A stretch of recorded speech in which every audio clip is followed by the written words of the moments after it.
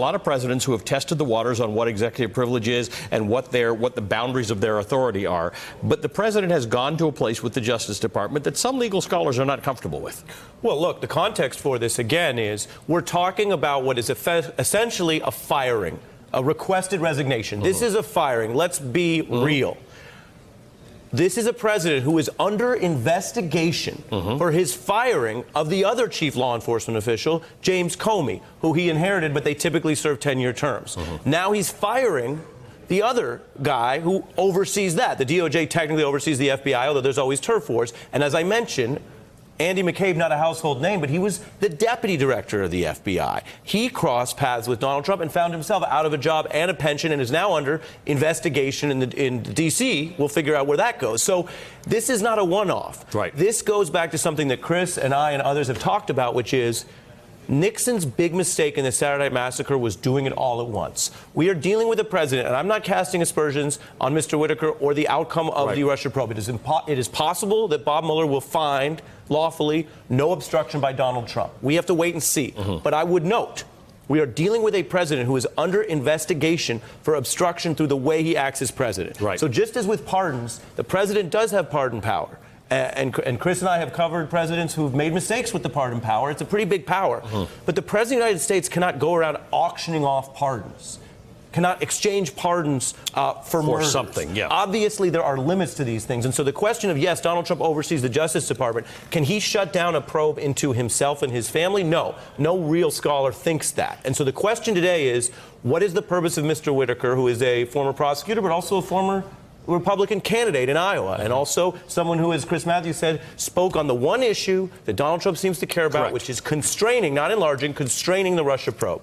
All right. By the way, this could be, you're the attorney here, but Ari, getting rid of the guy that recused himself, the guy who allowed the naming of a special prosecutor, Mr. Mueller, could be itself seen as obstruction, because he's basically seeking revenge. Right. I feel like this is the point, that this deal feels feels apart like the whole apparatus created by Rosenstein and initiated by Sessions himself. So what did you do wrong? You fired me for cause. What was my cause?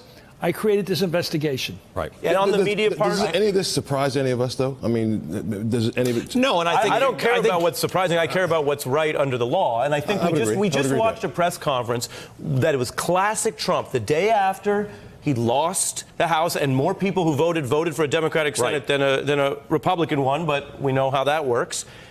And he gave a long, meandering, media-fighting press conference, and the whole time he knew in his head. Think about this. The whole time he knew he was going to do this let's listen and get attention for something else. The president got a question specifically about this during that press conference. Listen to it.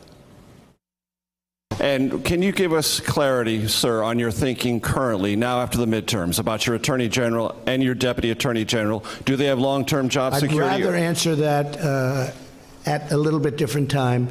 We're looking at a lot of different things, including cabinet. I'm very happy with most of my cabinet. We're looking at different people for different positions. You know, it's very common after the midterms. I didn't want to do anything before the midterms. But I will tell you that, for the most part, I'm extremely happy with my cabinet. I think Mike Pompeo has fit in so beautifully. He's done an incredible job. Yeah, that was a little bit of misdirection there. It was a simple question about Sessions and Rosenstein, and he went into his cabinet. No, he said this is a regular rotation after an election. This is just a part of normal procedure. Right. You know, the thing about Trump is, and maybe he's right, that nobody's completely unbiased in any position, that everybody comes with an attitude. Now, he makes ethnic judgments about the guy who's a Mexican-American judge. He must be out looking out the immigrants, the illegal immigrants is his cause. And maybe he's right. Maybe, you never know. It's not right to think like that. It's not right to think on the basis of prejudice. But Nixon had a guy going after him there, Archibald Cox. Guess who Archibald Cox was in the 60 campaign against Nixon? He was running the whole speechwriting operation for Jack Kennedy. Nixon had reason to say, this guy's the enemy. He's one of the Kennedy crowd. So sometimes but there's also people in public life, the Bureau of Labor Statistics, for example, which he questions, who are just there because that's how they're going to spend their lives. They say, I'm not going to make a lot of money, but I'm going to do something good. And I want to serve the country as an FBI agent, or I want to serve the country as FBI director, and they're all straight arrows. They really are straight arrows. Can I ask the obvious? And I don't think Trump understands straight arrows. Hey there, I'm Chris Hayes from MSNBC. Thanks for watching MSNBC on YouTube. If you want to keep up to date with the videos we're putting out, you can click subscribe just below me, or click over on this list to see lots of other great videos.